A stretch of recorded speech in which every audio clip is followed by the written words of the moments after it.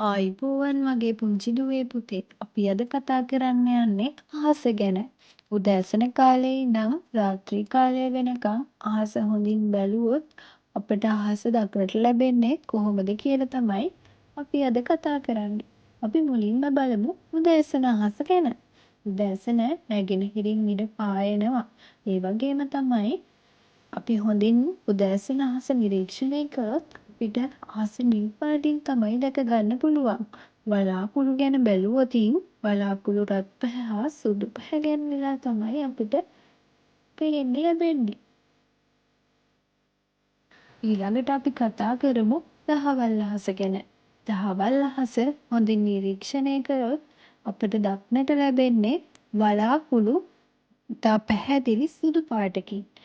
ඒ වගේම තමයි ටික ටික දවල් වෙලා එද්දි ඉර මුදුන් වෙලා ඉර රශ්මිය වැඩි වෙනවා. එතකොට අපිට දැනෙන උණුසුමත් වැඩියි.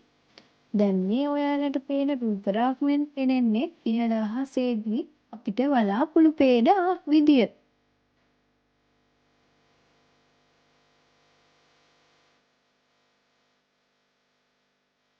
අපි ඊළඟට බලමු දේදුන්නක් කියන්නේ මොකක්ද කියලා. දේදුන්න කියන්නේ වැස්සක් ඉවර වෙලා අවුව පායන්න එනකොට අහසේ දිස්වෙන දර්ශනයක්. දේදුන්න පාට 7කින් සමන්විත වෙලා තමයි අපිට පේන්නේ. දේදුන්නේ පාට විදියට නිල්, කහ, රතු, සුදු, තැඹිලි, කොළ, ඉන්දිගෝ, දම් දක්නට ලැබෙනවා. ඒ වගේම තමයි ඉරට විරුද්ධ පැත්තෙන් තමයි දේදුන්නක් පායන්නේ. ඊළඟට අපි බලමු සවස අහස ගැන. සවස අහස අපිට පේන්නේ රතු, රෝස, තැඹිලි වර්ණවලින්.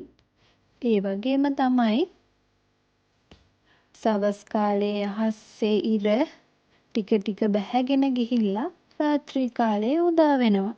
දැන් අපි බලමු රාත්‍රී අහස මොන වගේද කියලා. රාත්‍රී අහසේ අපිට හඳ දක්නට ලැබෙනවා. පෝය දවස්වලට මේ සඳ දීප්තිමත්ව අපට පෙනෙන්නට ගන්නවා.